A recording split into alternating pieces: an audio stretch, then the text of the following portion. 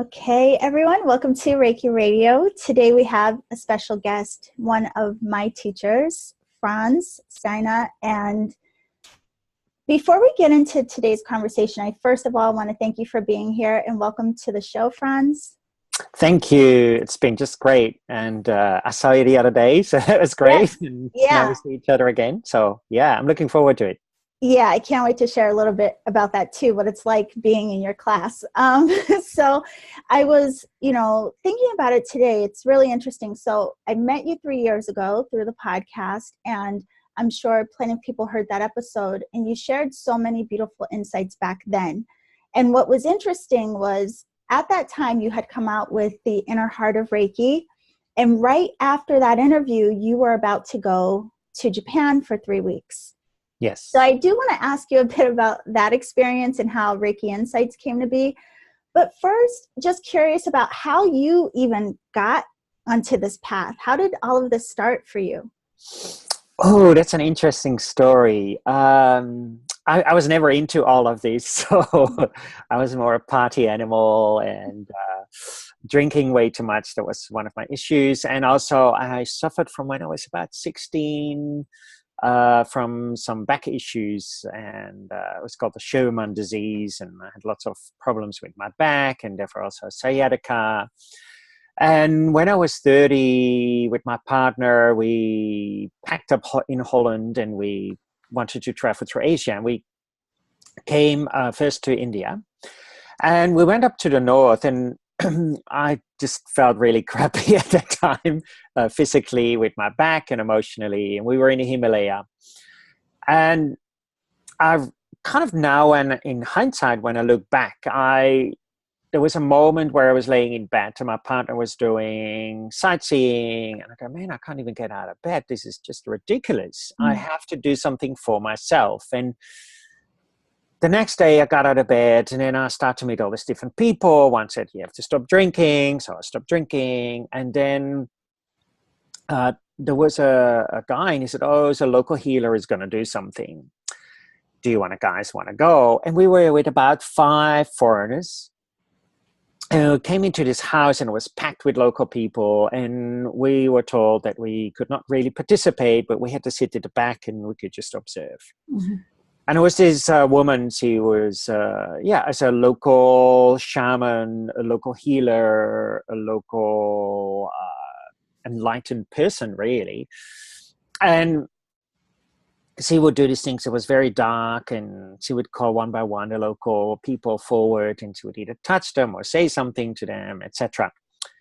And this was almost finished, and then she was standing there, and she said something, and then it was translated, oh, one of the foreigners can come forward. And so anyway, they picked out me for whatever reason, and I walked forward.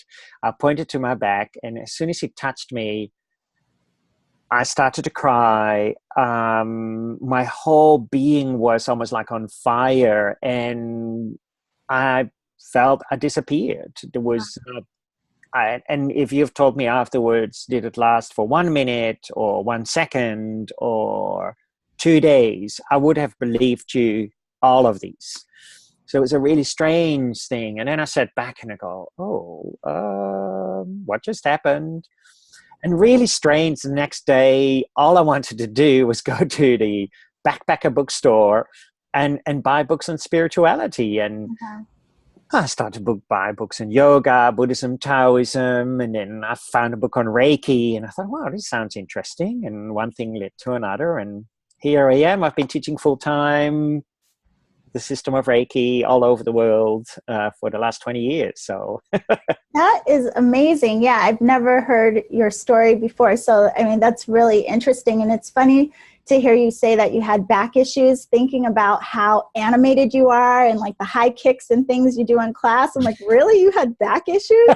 Yeah, doesn't seem like that would have ever happened. I know. I'm 52. We're 53 this year. And I must say, I feel fitter than I've ever been. And, it's quite amazing. Like, I literally, from when I was 16 till about 30, lots of back issues, and I haven't had it for the last 15 years, or almost 20 now. So yeah. Oh, that is amazing. Okay, so just like you mentioned, and for people who may be new to you now, I mean, you are this international Reiki teacher. And so while people will be able to contact you through the links in the show description, just so people know, you kind of bop all around. So there's a lot of opportunity to actually work with you. And I have to say, I'm so thankful I've had the opportunity twice. But I want to ask you about this book. And it was part of the reason I really, I'm so thankful you came to the show today, because I guess I should back up and say this. We all know that there are lots of ideas and ways with Reiki, especially how it is presented in the West. And so in that, while it's beautiful and it's spreading like wildfire, for a lot of us, we also hit this confusion of like, wait, what? I'm not really clear about the practice and the elements and the tools of the practice. So this book, Reiki Insights, I mean, it couldn't have been put together more beautifully, it's simple in that you break it down chapter by chapter in a way that is very easy to ingest, but the information is gorgeous. So what led up to this? What happened to you in those 3 years in Japan? And why did you even go? Yeah, well, I'd been to Japan before to train with this priest in Japan in about 5 years ago. And then I went again in 2016 for 3 weeks. And then train with 2 different priests. And these priests are Shigendo, Shingon, Tendai priest, to help me to understand where did Mikasui himself come from? Where can we find the traces of the system of Reiki? For example, Reiju, or the Reiki 3 symbol and mantra, or the other symbols and mantras in Reiki 2, or the precepts even. And it's quite difficult. You can't really go to Japan and say, hey, I'm going to study with this priest. You either have to be invited or you have to be recommended. And so I went there once with this one particular teacher, and then I wanted to go again. And he said, okay, Frans, come again. He said, but last time you came on your terms, it's like a beginning. He said, but now you come on my terms. So if you come for a week and a half, and if you can't manage it, then you have to go. And man, it was very, very tough. We started like 4 a.m. with teaching and training till about 11 o'clock at night. Oh. And about half an hour from his place was an outdoor onsen, which was open 24 hours a day, and he liked to go there in the middle of the night. So after 11 o'clock and we finished, he says, come on, hop in a car. We would go to the onsen. And he likes to sit there for about 2 hours. So then we go for 2 hours to the onsen. Then we go back, have a few hours of sleep, and then we start again. And it was really hard and very energetically and mind challenging in a way. But that's, of course, really good, really helping me to understand the precepts and the symbols and the mantras and the meditation practices. And if we really look at Mikasui's time, these people at that time were the healers. They were practicing in these mountains like Mikasui, sitting on a mountaintop for 21 days. And people still do this. It's very, very difficult. It's quite dangerous. So you have to prepare yourself. You can only do that under a qualified teacher, etc. And for example, one of the things this teacher did, and I thought was mind-blowing, and it's just such a wonderful practice. I mean, we did lots of stuff, but one of the things he did, what was great, he knows I'm a vegetarian. And so on the second or third night, he serves me raw fish. And so after the meal, he explained why he did it. And just to see, did I get angry? Did I get worried? Was I grateful or not grateful? Was I true to my way, my being? Was I compassionate or not? And even that seemed a very small little teaching. In a way, it had a huge ramification, because it made me really aware how strongly we hold on to these labels. I'm vegan, I'm vegetarian, I am this, I'm that. And in fact, we just put ourselves from one box to another box. And, we don't really break out these boxes at all. We think we do, but actually we don't at all. And I was actually yesterday, went for a lovely meal and I had fish again. So I'd been not eating fish for about 20 years. And yesterday I had some fish. And I thought about it yesterday, and I thought, well, if I post it on my Facebook page and that I had a nice meal with fish, blah, blah, some people might say, oh, weren't you vegetarian? And then I thought, well, we give each other all these labels, but Right. actually that limits ourselves so much in life. I am this, I am that. But of course, it all comes back to the I am. And so for me, the whole system of Reiki is about softening that grip on I, and therefore also softening those labels we put onto ourselves. Vegan, vegetarian, Reiki master, this or that, and then we can set ourselves really free. And if we set ourselves free, then we set each other free. Well, it's really interesting to hear you say that, because I think it also speaks to your way of teaching. The way that you teach and the way that you hold spaces, like, it's really about giving us the experience so that we have our own realizations. But I have to ask you this. So I think it's so interesting that you thought to understand what was beneath the surface of Reiki, because I mean, you think about, Yusui, even the time period, like 1922, this totally different culture. What was this man practicing, and what were his beliefs, and what was his mindset? Yeah.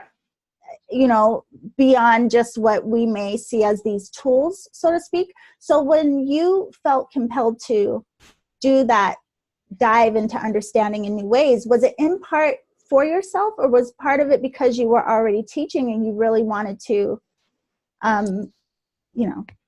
help people have a deeper understanding? I think it was both. Yeah. So for me, it's that really that show compassion to yourself and others, like really for myself, because for me, we can know the history or we can know all intellectual stuff, but that doesn't always make us a better teacher. The better teacher comes from that direct experience, that direct soaking in into these mountains of Japan, for example, and that we can therefore have that direct experience in class, that we can have that direct experience with our students, and then that direct experience in life, And I think what is really interesting is that sometimes those teachers in Japan, they are very direct. We don't know, I think, this kind of spiritual methods anymore in a modern style. Mm-hmm.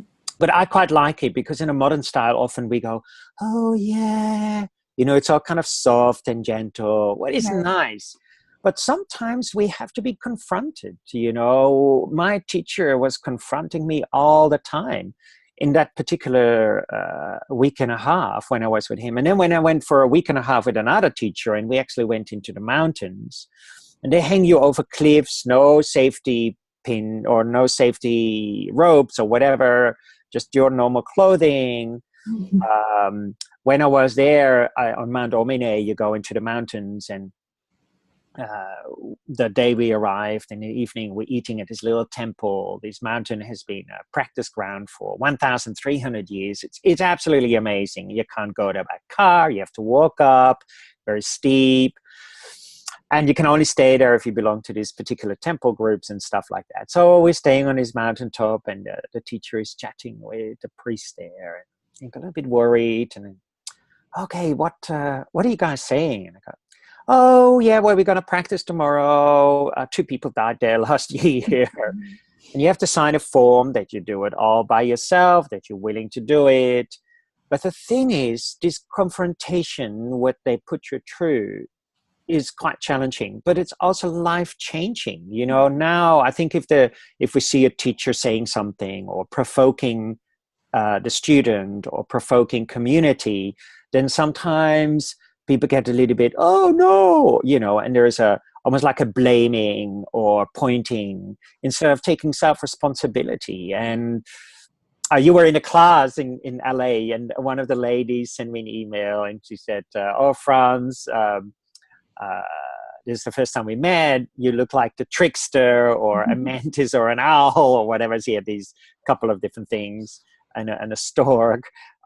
But the trickster is a little bit like that, and sometimes as a, it's all nice and good when we go, oh yes, everything is soft and blah, blah, blah. But life is confrontational. Right. So if we find it already difficult, that if a teacher becomes confrontational and then we get angry, what about life? You Yeah. know? And so sometimes we really need, and this is another thing I really learned in Japan, where these teachers are quite strict, quite confrontational, but they do it with that compassion, you know, like, I'm there to actually push your buttons. You might get angry with me. You're furious, but actually happy. But that really is depending on me. Do you know what I mean? I could have walked away, or I could have said, well, enough is enough. Or I could have said, well, actually, he's doing that for the benefit of me, to Right. help me to go and grow and expand. Why do I get angry? Why do I get worried? Because that's really in the precepts. Well, it's really interesting, and I want to ask you about this in a minute, of how it really does seem like all things like point back to the precepts, but in the book you do talk about the ultimate healing starting in our mind and our heart. And actually that was my favorite chapter. And how you talked about it's all about our heart and mind, and how we can really only heal ourselves. So just like to your point with our teachers and the foundation, the tools that they may give us, and things, whether our teachers or life triggers us, we're really the only ones that can manage that or choose how to do it. So can you speak a little bit to that, how our healing is ultimately about the heart and mind? Yeah, I mean, the mind, of course, people might say, oh, it's about the body, but of course, we all will die one day. Right. You know? And the mind is so important, is so powerful. And so we can see that already in Mikasui's teachings, because if we look at the precepts, no anger, no worry, being grateful, being true to your way and your being compassionate, all of that is about a state of mind. It doesn't say anything about a physicality. It doesn't say about seeing energy. It doesn't say about communication with something. It's about your state of mind. And of course, the mind is very subtle. And this is why Mikasui put other practices in it, like body practices, where we can use the hands on the body, or energy practice, where we use mantras or chanting the precepts, for example. But yeah, ultimately we come to the mind. And also it's the mind what we take with us during the whole day. I mean, at night, of course, we can't always do hands-on healing on ourselves. We can't always chant a mantra. But we always can rest our mind if we practice on the precepts of not being angry, not being worried. And that, of course, has a huge effect on your own well-being, on your own physical well-being. And that has a huge effect on your community, let alone maybe your Reiki community, but your community as a whole, you know, your family, your workplace. And so we can see again and again that in Mikasui's teachings, he is pointing constantly to the mind.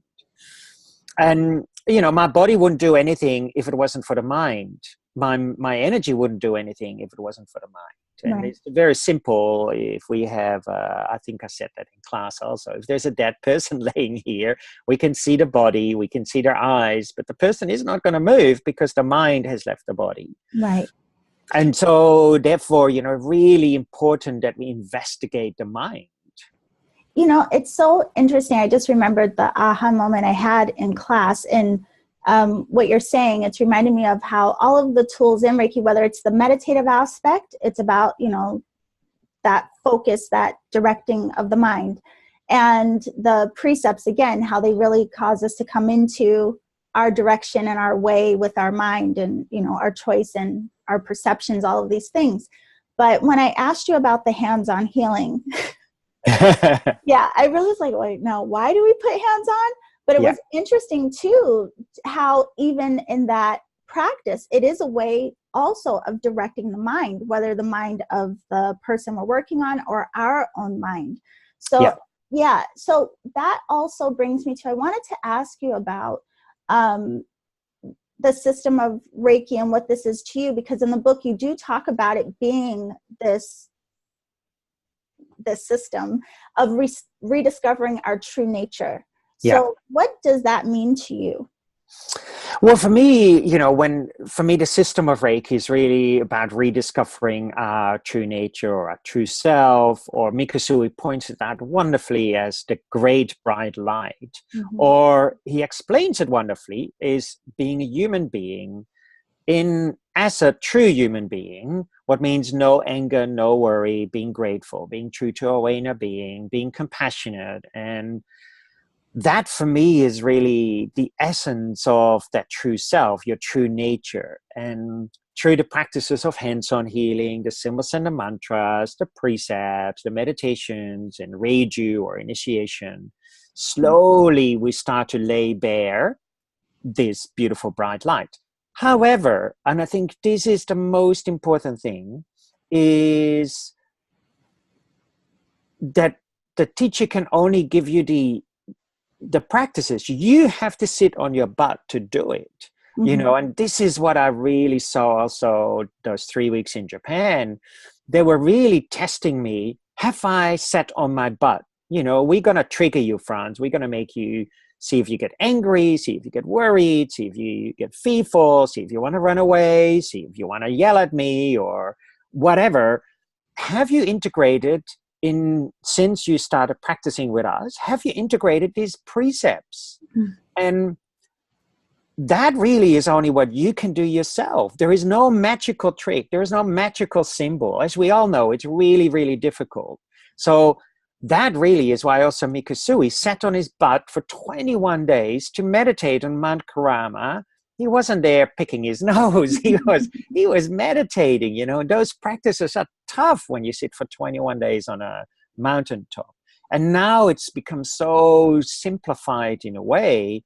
And I think people forget that self-responsibility. And that self-responsibility is the essence. We can blame our teachers, we can blame our family, we can blame society. But to have a better world, we need to take self-responsibility. And that, again, for me, is really pointing out in Mikasui's teaching. Sit down, do your practice on a daily basis. Gyo hakame, practice diligently, and also in today, today only in Japanese really means in all you do. So practice in all you do. Practice when you're cooking, practice when you're walking, practice when you're working, practice when you're sleeping, practice in every moment of your life. And then we break down these barriers. Then we break down these boxes, these self-imposed limitations and these labels, what we say, I'm vegetarian, I'm vegan, or I'm a master, or I'm this, Yeah. And then we become free. And when we become free, life becomes playful, joyful. And I really feel that people can feel that when they join your classes. We can use and stuff people forward a lot of intellectual information, but actually when we can feel that deep in our heart, deep in our mind, deep in that energy during a class, then a class becomes very transformative. But again, after a class, the student needs to sit on his butt to do the practice. And this is, what my teachers in Japan constantly try to reaffirm, constantly try to see if I've grown or not. And, I might say, oh, yeah, but then you've given me the wrong practices. But that's not true. It means I haven't practiced according to the instructions, what he's giving me. And so therefore, it's again that self-responsibility. And I think this is so important in this day of age where I think we, find it very difficult to have that self-responsibility. We like to blame and point, but really, as Mikasui says, Gyo hakame, practice diligently today in all we do means self-responsibility. I have to say, and there's two things that you're saying that's really highlighting that I'm glad you're pointing out, is the importance of our practice and how it is not just in class or not just in session, it is in how we show up in life and how we are in our state of mind and our heart, our compassion, all of these layers. But I want to ask you about this too. And I'm glad that you share that you're still studying and you have teachers, because I think there's also this idea that like we go to Reiki level 1, 2, and 3, and then we're done, right? Yeah. And so highlighting the importance of our self-work, but Mm. can you talk to why you continue to study and you have teachers? And I have to say too, I mean, like even when I told some of my friends I was going to resit your class, which I did a year ago, and I was like, but I'm still learning and I'm still, you know, we understand things differently too as we do our work in between. So Yeah. can you just share the importance, in your opinion, of continuing to be a student? Yeah, I think life in a way teaches you so much already. If we only think, I'm the master, I don't have to do anything anymore, well, then we might as well give up. Right. Life becomes boring. So I quite like, in a way, teachers provoke, because they provoke me, then I can see my weaknesses, my spots, and then if I can see them, so in a way they're highlighting my anger, my worry, my frustration, but then I can work with it. If I keep hiding it and keep blaming other people and don't take self-responsibility, I will get nowhere. So I need to have those teachers for myself to grow and to expand. But I think also this is, in a modern world, we often hop from one teacher to another to another. It's like ticking boxes, or we might not be happy with the teacher or whatever, but it's actually there to keep growing. And because this is the same in life. We might not be happy with our work. We might not be happy in a relationship. We might not be happy with friends.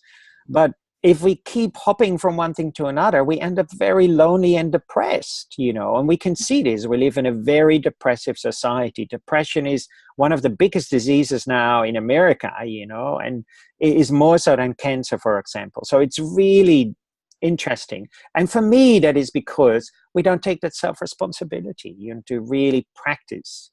Yeah, it's And interesting you say that, because when I first started, when I first learned Reiki, I did that. I went to several, I mean, you were like the 7th teacher I had. yeah. Seriously. But it was my curiosity and something just, I don't know, like something wasn't clicking. And I just wanted to understand like various points of views and these things, where I finally got to a point of the part that I was missing was that self-work in between. Yeah. So once I really started focusing more on the self-work in between, then it became this thing of like, okay, now I understand from a different way. And now resitting with a teacher, like I did with you in LA, was more about, again, like expanding and Yeah. seeing what triggered me or what came up, what was moving in class. But it wasn't because I didn't trust my practice, which is like a totally different lens, I think. Yeah. So I want to talk about this, your classes. Wow.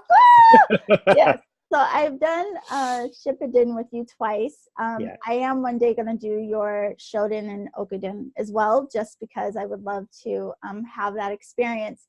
But one of the beautiful things about your classes, it does seem to, you really want us to have the experience of that groundedness, but the non-duality aspect. It's one thing when we talk about these things, but the experience is just, I mean, you really can't even put these things into words, right? So Yeah. I wanted to ask you if you could share with people who may not be that familiar with the practice, what are the points of focus or things that you highlight through the different levels? Yeah, I mean, as you say, in class, I think that really direct experience is really important, and particularly of that true self, that true nature, the great bright light. So that is really depending on the teacher, of course. There's no magic switch. So the student needs to be willing and open, and it always takes two to tango. And then, of course, the teacher, as much as possible, he or she needs to have rediscovered certain layers of their true self. And the more he or she rediscovers that, then there is more and more chance to take that place. Right. And so, therefore, for me, also a Reiki 1, 2, and 3 class is about facilitating change. So, and again, that is not for the faint-hearted.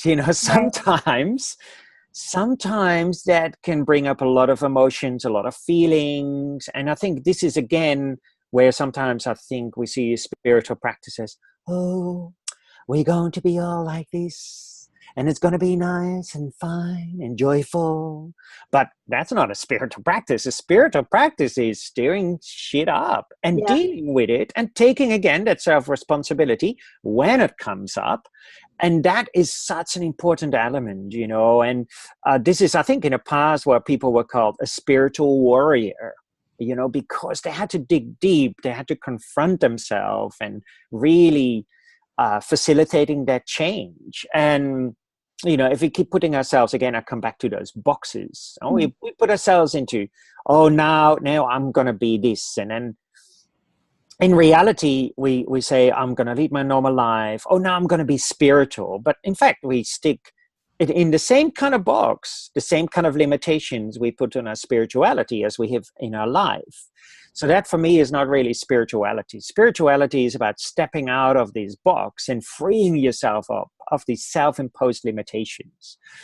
And that, of course, can hurt. It can be very confrontational, very painful, emotionally, mentally, physically.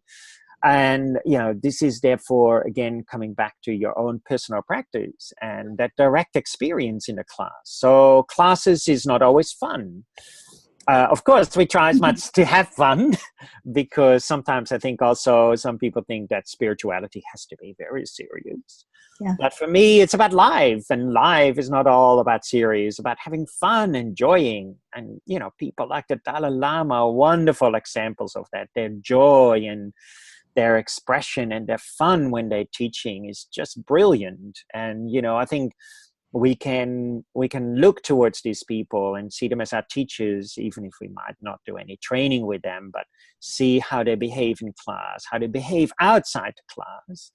And also the compassion they have, you know, in the daily life, not just in their workshop, but in daily life, I think is really important. You know, you're making me think of too, because we have spoken a lot about how Reiki really is, you know, this system, like you said, of rediscovering our true nature, and how all of the different tools, whether the symbols and the mantras and the precepts, all point back to our state of mind and our state of being. But, you know, a big part of this too is the hands-on. And I'm thinking about your class again. It's very interesting how you do have this focus on that non-duality, and how you bring us into the experience of experiencing like that non-duality within ourselves, but then partnering with, I was going to say another person, but really in that space, it's like you dissolve that separation in the entire room. I mean, you know, and when I left, I was thinking about that in terms of hands-on, because I think too in the system, sometimes we think about the non-duality when we're using the third symbol, and a lot of people only associate that with remote sessions or persons and physically there. But what you guide us through is really having that experience, even if a person is physically there. Yeah. Yeah. So I wanted to ask you about that too a little bit, if you could share about the practice of hands-on and what that means, like in the system from your point of view. Yeah, I think some people, for me, you know, like we think about hands-on, that sometimes people say the system of Reiki is hands-on. Some people even say, oh, human Reiki is hands-on, animal Reiki is hands-off. Some people say, oh, we have to be off the body or on the body. But for me, the hands, first of all, we learn that in Reiki 1. They are tools. It helps us. When we put hands on ourselves, it helps us to slip slowly, slowly, slowly in this non-dual space. Because the moment I touch myself, I'm the giver and the receiver at the same time. Right. I'm being touched, but I'm also the person who is touching. So the more, and a lot of people, of course, we don't think about it, but on a very, very subtle level, that is what's happening. And so therefore, the more we practice this hands-on healing on ourselves, the more we realize that the hands are just tools. It's about being together, you know, being together in this open space. And it's not, a lot of people now say, oh, it's about being Reiki. Being Reiki is really, really difficult. You know, it's not that easy, because being Reiki is not getting distracted by the past, present, future, not being angry, worried, fearful, being true to your way and your being grateful, being compassionate. Man, we all know that is difficult. It's not a magical switch. Oh, now I'm being Reiki. It takes years practice. And but then we cannot say we just be Reiki. We have to do within that state of being. I still have to make a cup of tea. I still have to go to work. I still have to go shopping. I still have to drive a car. Still have to interaction. So for me is that bringing this dual and non-dual world together. So we're here together, and yet we're also in that unity. And so therefore, it's an interplay of hands-on or hands-off. It doesn't matter. But it takes two to tango, So sometimes touch is beautiful. Sometimes we can just be together without any touch. And so it's the same if we in nature or be in that natural space, because sometimes you want to touch a tree. Sometimes you just want to stand there. Yeah. So it depends on it depends on your state of mind. And if you work with a person or an animal or in nature, then it depends on those state of mind and how did that fuse in that space. But therefore, hands-on healing for me, I really see as a tool, as a method to slowly over time be more and more in this non-dual space in a dual world. Right. Yeah. And it's so interesting. And then again, when you say that too, like being Reiki, that is something I think about a lot, because it reminds me of and brings me back to, it is like this consistent practice of how we choose to show up in life and how we engage and interact with everyone and everything, including ourselves. And so, I think that's a big part of it too, because in a lot of ways, when we learn these tools, and I can even say from my own experience, it was amazing. And you talk about in the book, I want to ask you about the wow moment in Reiki, right? When I had those wow moments, I noticed it more when I was working on other people. So there was a period where I thought the wow moment can only happen in the exchange with me and another person. And it took a while for me to have that same like, whoa, just in my own beingness. So can you share a little bit with us about staying in the wow, staying in it? Yeah, for me, the wow moment is really, again, stepping out of that box and let go of labeling. We're labeling so much. This is this kind of Reiki. This is that kind of Reiki. This is good. This is bad. All this and that. Yeah? Mm-hmm. Here and there, good and bad. All these kind of opposite elements. And for me, if I look at the precepts, is really about being in this non-judgmental, open, expanded space. And the Reiki 3 symbol and mantra really represents that in Japan. And of course, literally great bright light, but it also represents as it is. It's just as it is. And when we see things just as it is, then there is a tremendous amount of freedom. So, for example, I'm in Victoria at the moment. I flew from LA to Victoria. Huge snowfalls.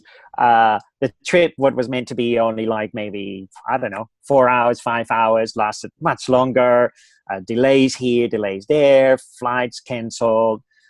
And I can be angry and worried and fearful. But if we see it, it's just as it is. Then I create a tremendous opening in my own mind, and therefore that creates a tremendous opening in other people's mind, because they will react to how your mind is. And therefore there will be healing taking place in that space already. And, I think that is where, as you say, how do we show up in life? It's not how do we show up at a treatment, how do we show up on a field, how do we show up in a class. How do we show up in life? That is the essence of the system of Reiki. Today, in all we do, in every action we do we still feel angry? Do we still get worried? And therefore, we have to be brutally honest. So one of the precepts, sometimes translated as being honest, we have to be brutally honest to ourselves and say, man, I still do get a lot of pissed off, you know. My teacher is triggering this, or that person is triggering that, or society is pissing me off, or school is pissing me off, or my partner, or whatever, you know. Or, you know, society nowadays, you know, a lot of people have a lot of anger and worry. But again, it comes back to that self-responsibility. What are we doing to calm our own mind? You know, it's so interesting to hear you say that, because I think it speaks to as well, a lot of us want to help, right? We want to help, or we want to be healers because we want to help out there and all of these things. I mean, beautiful. I mean, it's the most beautiful thing. And it's interesting, though, I think a lot of times we may overlook or not give enough attention to, by doing our self-work and healing our own hearts and minds, how that essence of us is healing and helping everywhere we go, just by being, you know, and that Yes. it's not, yeah. Yes, I agree completely. I mean, that for me is ultimately the essence. You know, we cannot, you know, again, always do hands-on healing, but it's actually, how do we show up in life, as you say. You know, I love that. And it is, for me, do we show up in life with anger, with worry, with not being grateful, not being true to our way of being, and not being compassionate? Or do we show up in life without any anger, without any worry, by being grateful, by being true to our way of being and being compassionate?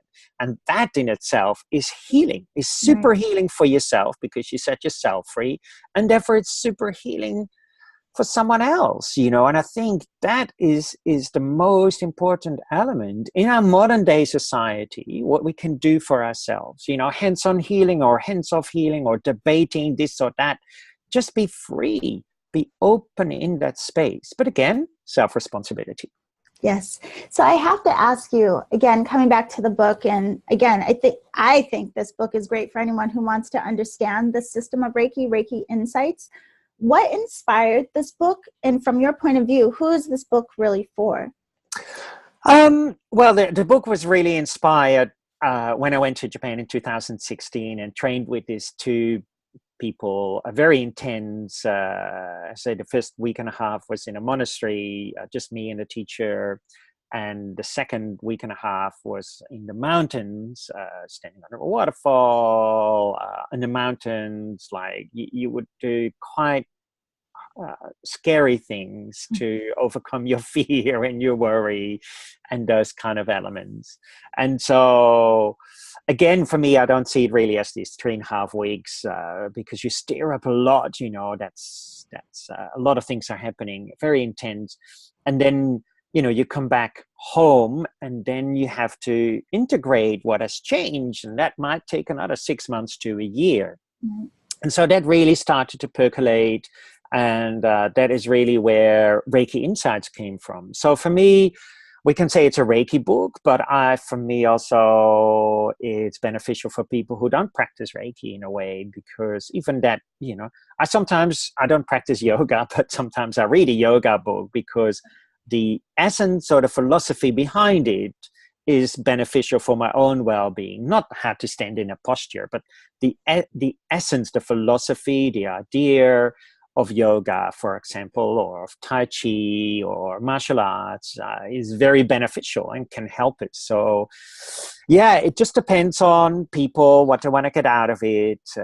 But yeah, I think it's kind of a book, what could be for non-Reiki practitioners. It could be for Reiki practitioners and teachers who want to delve deeper into their own personal development, their own personal understanding, and also really seeing where the system of Reiki came from in Japan. Not historically, you know, like, oh, Mikusui did that or that, but really the practices behind it. Where do they rest upon? What was a common nominator in Japan at that time of Mikusui? Well, self-development, spiritual enlightenment, etc., etc. And how can we relate to that in this modern world? I really like that. I mean, as simple as it sounds, that you highlight that it really is about self-development, because I think a lot of times when people hear Reiki, that is not necessarily what comes to mind. But I mean, most people who practice will tell you, even if it wasn't their intention, that's what starts to happen, and that's what you start to realize. Yeah. And, you know, I want to share with everyone how they can work with you and what's coming up new for you. But I want to ask too, because you have been practicing and teaching for so many years, what are the biggest differences that you've noticed, like in the community of Reiki now and how it's growing? And where do you personally have any hopes or kind of see where you think this is going? I mean, what is really wonderful, I mean, this year I'm talking in 5 international Reiki conferences. So with lots of international other Reiki teachers. And it's really wonderful to see, I think, that slowly more the international community is holding hands together, that we can learn from each other, that we can support each other. We might practice a different way, and that's okay. We don't have to be angry, or we don't have to be worried about it. There's enough for everybody. But just, you know, that we are open and holding hands together, I think is really beautiful. So I think that hopes to continue, that we can, you know, as a wider Reiki community, make a communal place where we say, this is the system of Reiki. Yes, one practices from this point and one from that point, neither good nor bad. It's just the way it is. It's okay. And, you know, I think that is a really wonderful element. For myself, I'm teaching all over the place this year again, in America, Canada, Australia, Europe, England, you name it. Maybe another new book somewhere along the line. I'm not sure yet. I just recently moved to Holland about a year ago, so I'm still kind of integrating that in my life, and how I can support that in my life, being in a different place again after 20 years living in Australia. So, you know, those kind of things are quite exciting. I want to ask you this too, to share with people, because last year when I took the Shippenden class, I didn't do the Reiki Play Day, and this year I did. First, I want to tell you that title is kind of deceptive. I was like, oh, Reiki Play Day. I had a completely different, I mean, listen, your personality and just the energy you bring makes class wonderful and beautiful. But yeah, it is kind of tricky. I mean, because it was like these deep, profound experiences, and you guided us through some lovely practices.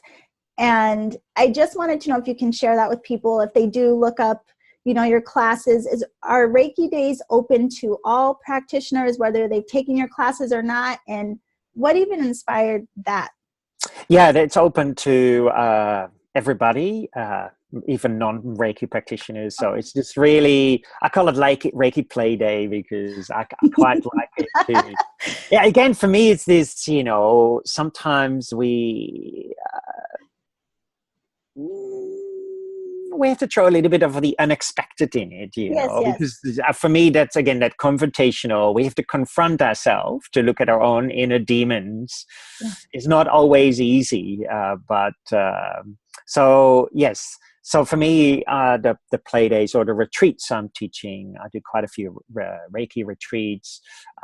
They're 4-day retreats, quite full on as well, but exciting and sometimes playful, sometimes teary, sometimes painful, where we focus a lot on, yes, my background in those Japanese spiritual teachings, when I worked with my teachers in Japan on these mountaintops, in these temples, and see how they relate to the system of Reiki and how that relate to your own spiritual development. And I really enjoy doing that, because in a way, the play days or the retreats, we can be a bit more flexible. Like in a Reiki 1, 2, and 3 class, we almost have like, oh, we have to do this and we have to do that.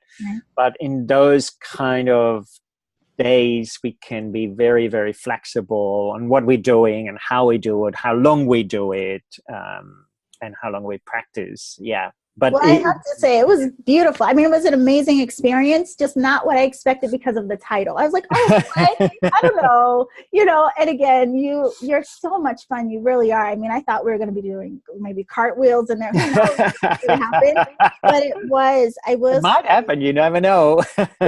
yeah. But I will say, I know somewhere in the beginning of this conversation, you mentioned teachers in Reiki, how, these experiences are really meant to provoke change. Yes. And I will say, absolutely, your classes do that. Yeah. I mean, they really do. And I can't thank you enough for, one, coming on the podcast and sharing your insights with us, and for writing this book, because it really does clarify a lot of things. And I told you, I fell in love with your work when I met you before, with the inner heart of Reiki, because you were saying things and sharing what I was experiencing that I hadn't heard anyone talk about. So I am deeply thankful for you and the work that you share, and just thank you so much, Frans. Thank you, and thanks for the interview. But it is exactly what I hear a lot, particularly when people start to read Reiki Inside or the Inner Heart of Reiki. They say, oh, this is what I've been feeling deep inside me already, but never could give words or not find a teacher who could explain that to me. Yes. And I think this is being felt particularly when we sit on our butt and do our practice, and then we can feel really what that system is about. So for me also, I see very much there is the surface element of the system of Reiki, and then there's the inner, deeper layers of the system of Reiki. And for me, my teachings and the Inner Heart of Reiki and Reiki Insights is really about the inner and the deeper elements of the system of Reiki, and explaining that, and hopefully that people can have that direct experience of their own deeper element of Reiki, their own inner beauty, their own inner light, their own inner joy, their own inner no anger, no worry, no fear, being grateful, being true to their way, and being compassionate. So thank you. Beautiful. Yeah, great. Thank you very much. And how can everyone contact you? What are the best ways to reach out to you, learn about your classes, and check out the workshops that you have coming up? I've got a website. We're upgrading the website at the moment. So ihreiki.com. I'm on Facebook under Frans Stiene or International House of Reiki. I have an Instagram account, Frans Stiene, or Stiene Frans actually. But that's more, I'm been really into photography lately. Beautiful work. Thanks. But yeah, for me, I see it also, how does that relate to my practice, And again, sometimes just beautiful photographs, sometimes provoking photographs, sometimes, how can we also work with that as a teaching tool in a way for myself, but also maybe for other people. Yeah. Oh, it's funny you say that. I'll just tell you really quickly. There was a period in my 20s where I was very much connected to and into photography. And what I loved about it was that it caused me to look at things differently, And with that, it kind of ties into even this type of work, how you start to perceive life differently when we look through these different lenses and angles. I mean, just the perception. Yeah, but your work is absolutely gorgeous. So anyone listening, you should check out his Instagram. And I will be sure to put all of the links of how to reach Frans in the show description. And so I want to thank you so much again for coming on the show today. Thank you, and thanks for inviting me. It was great to see you in LA, and we meet again somewhere in a part of the world. And look after yourself, and good luck with the show. Thank you so much, Frans.